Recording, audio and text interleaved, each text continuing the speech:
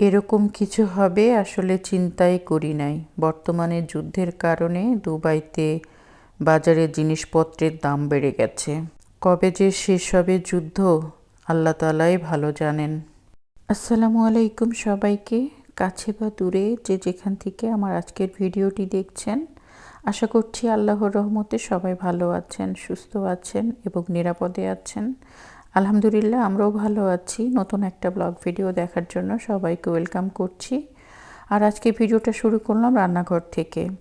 আজকে ইফতারি, সেহরি আর বাজার করে নিয়ে এসেছি। দুবাই শহরের জিনিসপত্রের এতটা দাম বেড়ে গিয়েছে, আর আমরা দুবাইতে কেমন আছি সব কিছু নিয়ে আপনাদের সাথে কথা বলবো।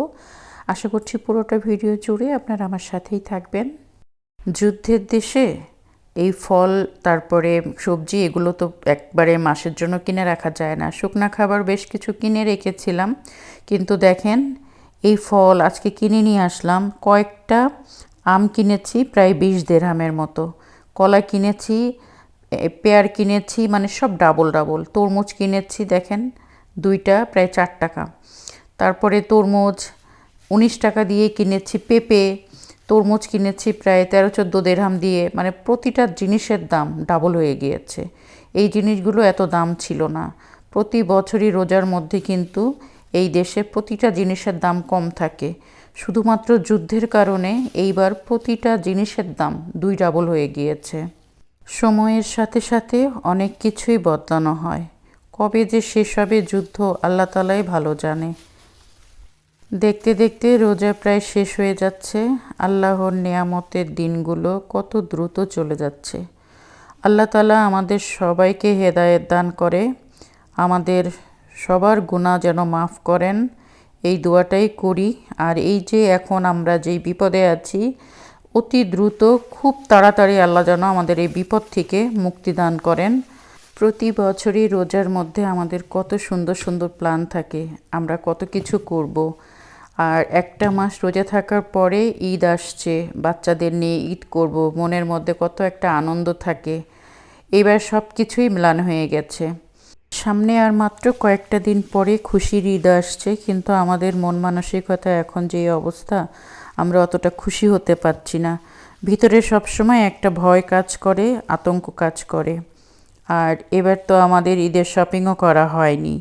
নিজেদের জন্য না করলেও সবসময় চেষ্টা করি বাচ্চাদের জন্য, মানে কাপড় চোপড় হোক, তাদের পছন্দের মতো শপিং করার জন্য। এবার আর তা হয়ে ওঠেনি। জীবনের যুদ্ধ যে কী জিনিস সেটা আমরা কখনো চোখে দেখিনি।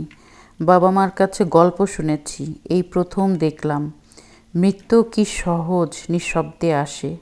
অথচ মানুষ চিরকালই জীবন নিয়ে আমরা কত অহংকার গর্ব করে যাই। এখন নিজের চোখে যা দেখছি সারাক্ষণ ভয়ে থাকি।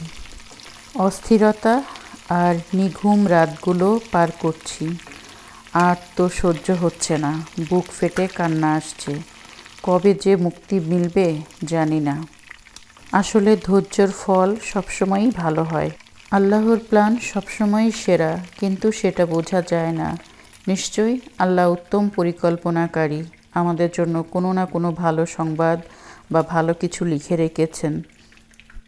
এই যে যুদ্ধের সময় খুব একটা বেশি অপচয় করা ঠিক হবে না। প্রতিদিনই অল্প অল্প করে ইফতারি তৈরি করছি, কারণ কবে যে আমরা এর থেকে মুক্তি পাবো আমরা কেউ জানি না। তবে সবারই পছন্দ মতো সবাই যেন একটু পেট ভরে খেতে পারে সারাদিন রোজা থাকার পরে, তাই আমি মনের মতো করে একটু অন্যরকম করে সবাইকে ইফতারি দেওয়ার চেষ্টা করছি, সবাই যেন একটু তৃপ্তি সহকারে খায়। তো আজকে আমি এইভাবেই ইফতারিগুলো রেডি করে নিচ্ছি। এই যে খুব অল্প অল্প করে করে নিয়েছি। আমাদের আজকে খুবই সাদামাটা ইফতারি। তো ইফতারিগুলো একটু পরেই আমি টেবিলে দিয়ে দেব, কারণ আমাদের এখানে একটু পরেই আজান দেবে, মাগরিবের আজান। তো আমি সব কিছু রেডি করে নিচ্ছি। আর একা হাতে যেহেতু কাজ করতে হয়, আমার মেয়ে বাসায় আছে কিন্তু অনলাইনে ক্লাস করছে, সেই জন্য ওকে আর ডিস্টার্ব করিনি। মাঝে মধ্যে যেদিন ওর ক্লাস না থাকে ও কিচেনে এসে আমাকে হেল্প করে। তাছাড়া দেখা যাচ্ছে যে আমি নিজের থেকেই ওকে কখনো ডিস্টার্ব করি না, কারণ ওরা বাচ্চা মানুষ হলেও, ওরা কিছু মুখে না বললেও এই পরিস্থিতিতে ওরা কিন্তু অনেক টেনশন করছে। ভিতরে ভিতরে ওরাও অনেক টেনশনে আছে, যার কারণে ওদেরকেও ডিস্টার্ব করি না। তো আমি যতটুকু পারি আর কি একা হাতেই করার চেষ্টা করি। তো এই যে আজকে আমাদের ইফতারিগুলো একটু শেয়ার করছি। আর সবথেকে বড় কথা, আমার মেয়েটা যেহেতু রোজা থাকে, তো সারাটা দিন ও না খেয়ে আছে, তারপরে ও পড়াশোনা করছে। আমি সবসময় একটু চেষ্টা করি ওর পছন্দের জিনিসগুলো রাখতে। ও যেমন প্রনটা খুব পছন্দ করে, সসেসটা পছন্দ করে। আর এখানে আমি আজকে ওর জন্য একটু চিকেন ফ্রাই করে নিয়েছি। আর একটু ছোট ছোট করে পকেট শর্মা, মানে মিনি পকেট শর্মাটাও তৈরি করে নিয়েছি। এই ছিল আমার আজকের ইফতারি। আর একটু ছোলা বুটো রেখেছিলাম, আর শরবত তো আছেই।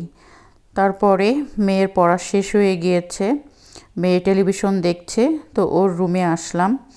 এসে ওর ঘরটা একটু গুছিয়ে দিলাম। যেহেতু সে সারাক্ষণই এখন ঘরে থাকে, ওর বিছানার চাদরটাও আমি চেঞ্জ করে দিলাম। দিয়ে আমি এখন ওয়াশ করতে দেব। আর আমি এখন তো রাতেই বেশিরভাগ সময় কাপড়গুলো ধোয়ার জন্য মেশিনে দিয়ে দিই। সারাটা রাত বারান্দায় থাকে, সকালে আবার ঘুমের থেকে উঠে দেখা যায় 11টা-12টার দিকে আমি আবার কাপড়গুলো ঘরে নিয়ে আসি।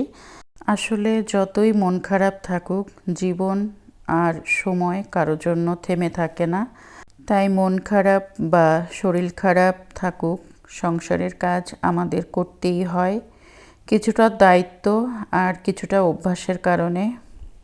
আগে তো অনেক রাত পর্যন্ত জানালার পর্দাগুলো খোলা থাকতো, মাঝখানে যে নেট আছে নেট দেওয়া থাকতো। আর এখন আমি সন্ধ্যা লাগার সাথে সাথেই চেষ্টা করি পুরা বাসায় এরকম পর্দা দিয়ে রাখতে। কারণ আমার শুধুমাত্র আকাশের দিকে চোখ যায়, কতক্ষণ পর পর আকাশের দিকে চোখ চলে যায়। আগে আমি মাটির দিকে, মানে নিচের দিকে তাকিয়ে থাকতাম, এখন শুধু আকাশের দিকে তাকিয়ে থাকি। সেই জন্য প্রতিটা রুমে এসে আমি এরকম পর্দাগুলো সবসময় দিয়ে রাখার চেষ্টা করি। তো এই যে দেখেন কি সুন্দর রাস্তাঘাটে মানুষজন চলছে। আলহামদুলিল্লাহ, দুবাই শহরের রাস্তাঘাট দেখলে বোঝা যাবে না আমরা কিছুটা ভয়ে আছি, আতঙ্কে আছি বা বিপদে আছি, বোঝা যাবে না।